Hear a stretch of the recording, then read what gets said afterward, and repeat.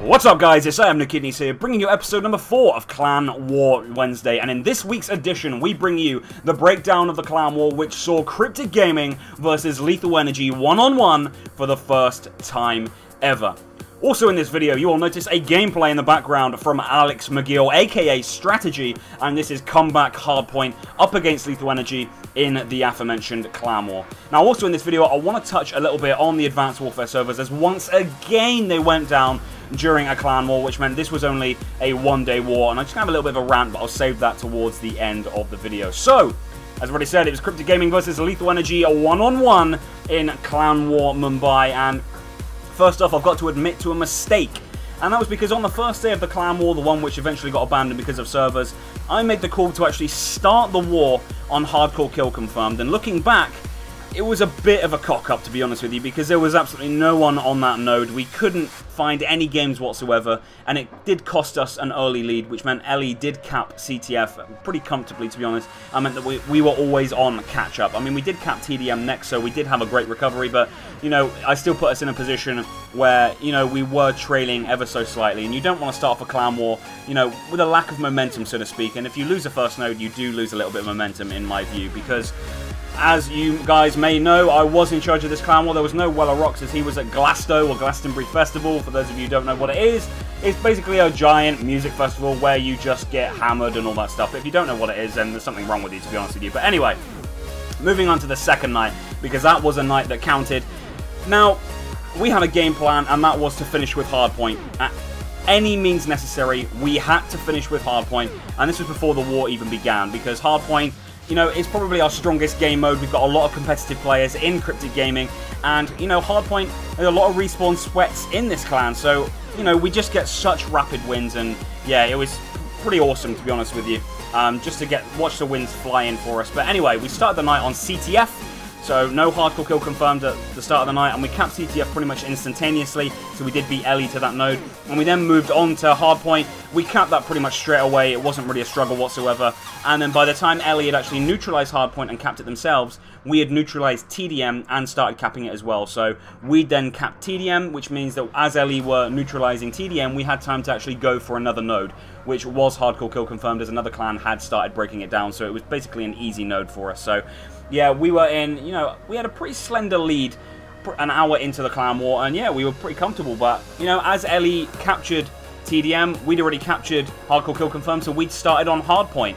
Then we'd broken down Hardpoint by the time Ellie had actually capped TDM themselves, which meant that we had a massive advantage going into Hardpoint, so we capped that as well. So every time it was a race to a node between ourselves and Ellie, we won every single one. And that's because we got a lot of firepower in CRYPTiCK, and that's not me having an ego or anything like that, but I moan at every single one of the members in our line chat and things like that. You must get quick wins or I will go ballistic, and they never ever let me down. Every Clan War we play with top of Clan War wins, and it was just about coming up with a strategy which meant that we could utilize those wins, because even though we were finishing with the most wins, we were still losing Clan Wars, so something was going wrong. But I changed the strategy this time, and it seemed to really work. So, you know, moving on, once we capped Hardpoint, it was about 2 hours into the Clan War, so it took us up to about 9 PM British Summer Time, and I mean, as I've just said, 2 hours left of the war, and Ellie started going for Hardpoint. I thought, well, hang on, if they get Hardpoint, chances are they're just going to stack it. So we decided to take the decision to actually stack it with 2 hours left of the war, which is a very risky strategy, but I knew that we had a lot of firepower on that night, and yeah, there was never a threat to Hardpoint whatsoever, because we were just getting such quick wins. So we got the maximum defense on Hardpoint, and then Ellie were like, well, hang on a minute, we need to get another node because they're not going to budge. So they decided to go for CTF, but I'd already predicted they'd do that because they had wins on it.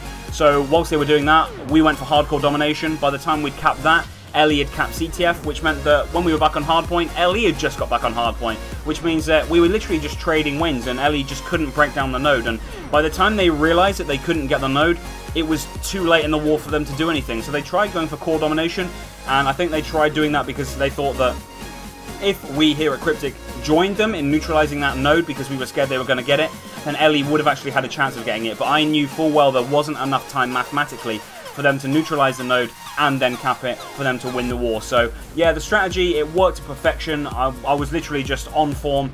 This is it was my biggest ever opponent when it comes to running a war solo. Last time I ran a war solo, it was up against some Polish clan, and yeah, there's no real challenge on that front. So yeah, it was a big war for me personally because I didn't want to let all the guys down and things like that, because although I am the owner of CRYPTiCK and the leader, you know, I've never actually led a very sweaty clan war, so this was the first time I've done that. But, you know, it was a one-day clan war, and this is what I'm going to touch upon right now. You know, one-day wars, anything can happen. And although we did finish pretty comfortably on this first night, if that was the first night and then there was a second night after that, Ellie would have been in a strong position on hardpoint and arguably on domination as well. So it could have ended very differently. So I'm really hoping that Felix or whoever at Beachhead decides to put us one-on-one again and give us a two-day war, because I'm more than confident CRYPTiCK will win again. But it's more of a point of proving ourselves, because at this stage we're still a fairly new clan. Well, kind of being at the top, we're still fairly new. You know, we started at the bottom when it came to Advanced Warfare. No one knew who we were, so I really want to take every opportunity that we've got to prove ourselves. I'd really like to go up against TS again, though, because now we've got our strategies locked down. I think that we can beat TS again, because we've done it before, and every time they beat us, they only do it marginally. So, yeah, next war, give us one of them. We don't care who. We're confident we can win, but please make it a two-day clan war. And I'm talking to the Advanced Warfare servers, not Beachhead here, because Advanced Warfare servers, every single time there's a clan war recently, the servers go down because they cannot handle people playing their game. And that's because no one plays their game anymore.